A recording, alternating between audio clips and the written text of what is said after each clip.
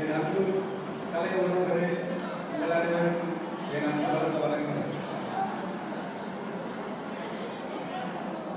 திருவண்ணாமலை கலைஞர்கள் நலச்சங்கம் பெருமை அடைகிறது. இந்த விழாவிலே மிக சிறப்பு போல நலவாரியம் சார்ந்த கோரிக்கைகளை கேட்டுக்கொள்கிறோம். இது எல்லாம் தாண்டி கடைசியா ஒரு அழகான ஒரு விஷயம் இருக்கு ஐயா. 60 வயசு 58 வயசு ஆயிடுச்சுன்னா நாம அரசினுடைய கவனத்திற்கு நாம் இதுவரை கொண்டு செல்லவில்லை என்பதுதான் உண்மை. அரசு நமக்காக செய்வதற்கு தயாராகத்தான் இருக்கிறது. ஆனால் ஒரு 58 வயது ஆன கலைஞர் நான் நலிந்த கலைஞர் என்று கூறி இந்த அரசுடைய உதவித்தொகை வாங்க வேண்டிய அவல சூழ்நிலை இருக்கிறது. அது மூத்த கலைஞர் என்று மாற்றி நமது கௌரவமாக நமக்கு மூத்த கலைஞர் என்று 58 வயதுக்கு பிறகு நமக்கு அளிக்க வேண்டும் என்று தமிழக அரசுக்கு நினைவூட்டி வழங்குமாறு கேட்டுக்கொள்கிறோம்.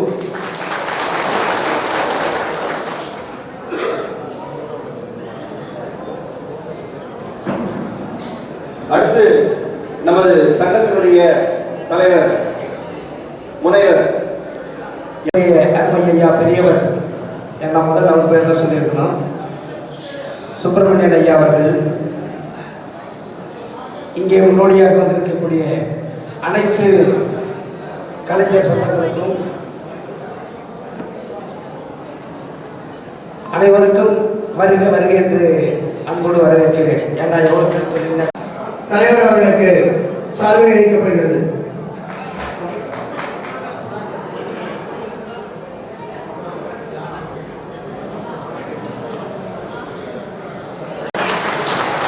தமிழ்நாடு அரசு நியாயவிலைத்துறை பணியாளர் சங்கத்துடைய மாநில செயலாளர் பழனிசாமி அவர்கள் இப்பொழுது சால்வை அளிப்பார்.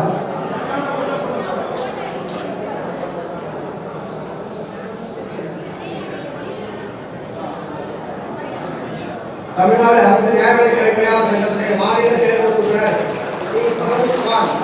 சால்வை அளிப்பார். அண்ணாமலை அவர்கள் சால்வை அளிப்பார்.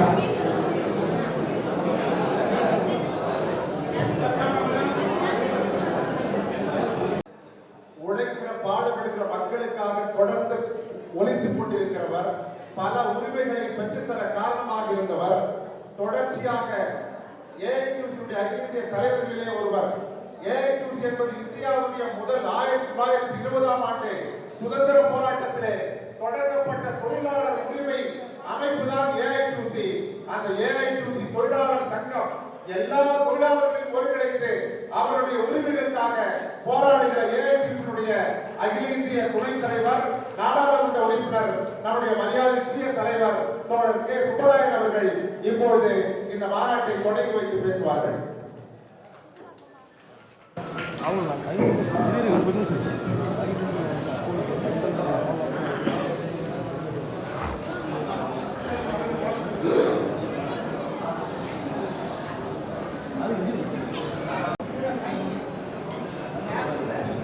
திருவண்ணாமலை மாவட்ட நாடகம் மற்றும் நாட்டுப்புற கலைஞர்கள் நலச்சங்கம் நடத்தும் இந்த நல்ல நிகழ்ச்சியில் பங்குபெற வாய்ப்பளித்த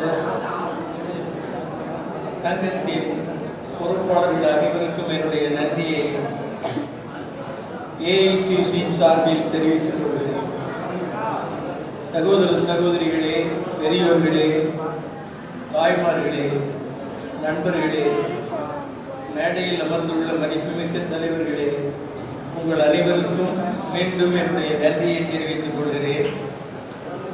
நான் இங்கே பேசி முடித்து சென்னை சென்று நாளை நடைபெற இருக்கிற நாடாளுமன்ற கூட்டத்தொடரில் பங்கு பெற வேண்டிய நெருக்கடி இருக்கின்ற காரணத்தால் மிகச் சுருக்கமான முறையில் உங்களுடைய மகிழ்ச்சியான அன்பு ததும்பிய இந்த வரவேற்பை ஏற்று சில கருத்துக்களை சொல்லி விடைபெற விரும்புகிறேன். இங்கே எனக்கு முன்னர் நிகழ்ந்த நிகழ்ச்சிகள் முழுவதையும் நான் பார்த்தேன். பெருஞ்சலுங்கைகள் கட்டிக்கொண்டு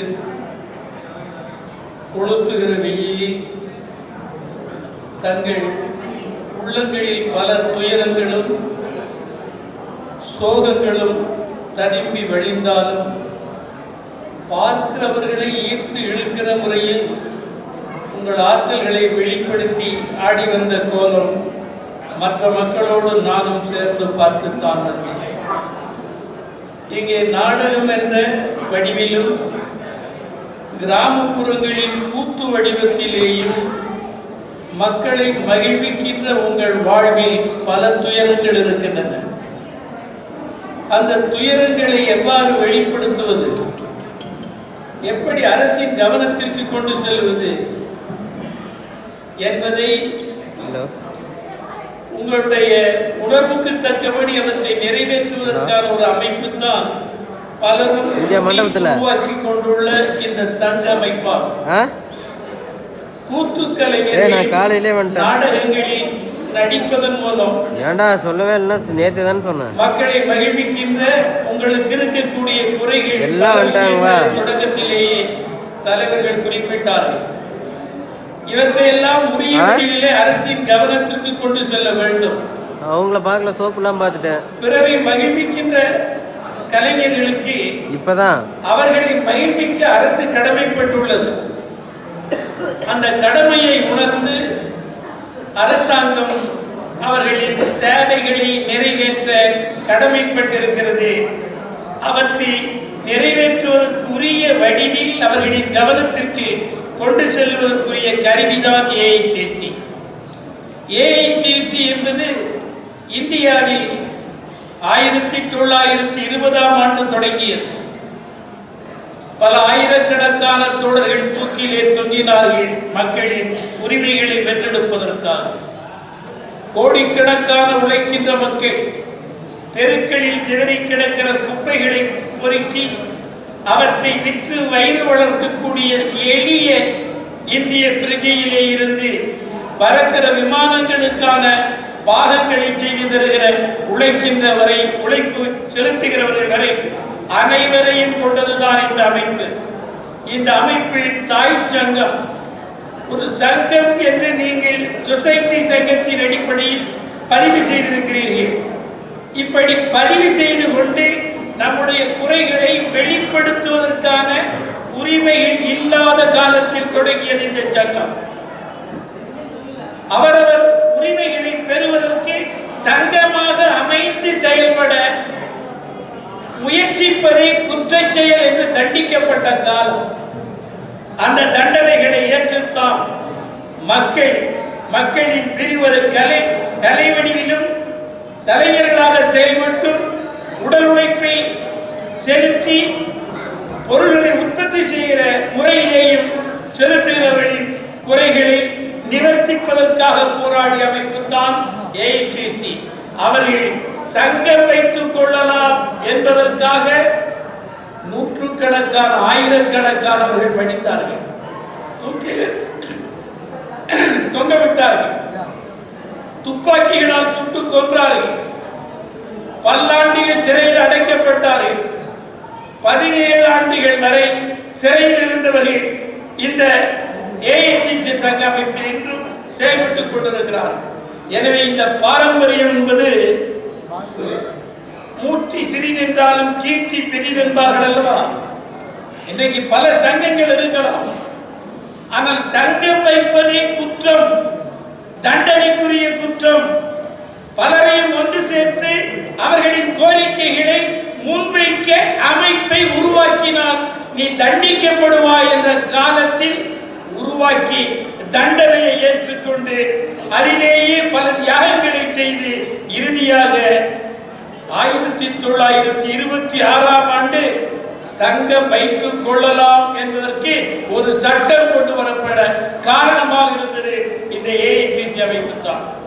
எனவே அந்த மகத்தான அமைப்பில் நீங்கள் இணைந்து செயல்பட வந்திருப்பதற்காக என்னுடைய கால்நகத்திலிருந்து தலைமுடி வரை உள்ள ஒவ்வொரு மயிர்கால்களிலும் மகிழ்ச்சி பொங்க வாழ்த்தி வரவேற்கிறோம்.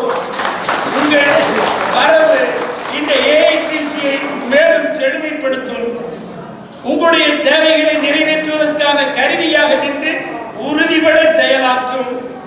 எந்த நெருக்கடிகள் வந்தாலும் அவற்றை எதிர்த்து நிற்கவும் தீர்வு காண்பதற்குரிய வடிவங்களில் செயல்பட வைக்கவும் உங்களையும் ஒழுங்கமைக்கவும், எவ்வாறு அமைப்பாக செயல்படுவது, அமைப்பாக செயல்பட்டு எவ்வாறு வெற்றிகரமாக காரியமாற்றுவது என்பதையெல்லாம் கற்று உணர்ந்த அமைப்பு, உணர்த்துகிற அமைப்பு ஏஐடிசி. எனவே அந்த ஏஐடிசியின் சார்பில் அகில இந்திய துணைத் தலைவர் என்ற முறையிலும் மாநில தலைவர்களில் ஒருவர் என்ற முறையிலேயும் நாடாளுமன்ற உறுப்பினர் என்ற முறையிலேயும் உங்கள் அனைவருக்கும் மீண்டும் மீண்டும் என் நெஞ்சம் நிறைந்த நன்றியை தெரிவித்து இந்த சங்கம் ஆலமரம் போல் விழுதுவிட்டு பெரும் வளர்ச்சி பெற வாழ்த்தி விடைபெறுகிறேன். நன்றி, வணக்கம். இந்த நிகழ்ச்சிக்கு ஏற்பாடு செய்து அனைவரும் ஒருங்கிணைத்து இந்த விருது வழங்கும் விழா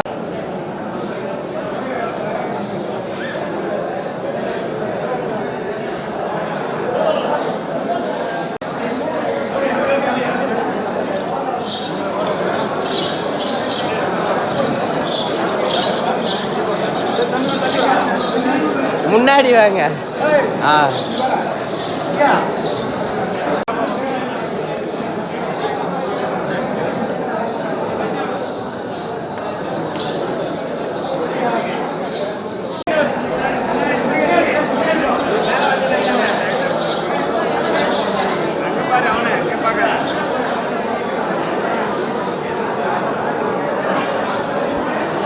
முன்னாடி வாப்பா.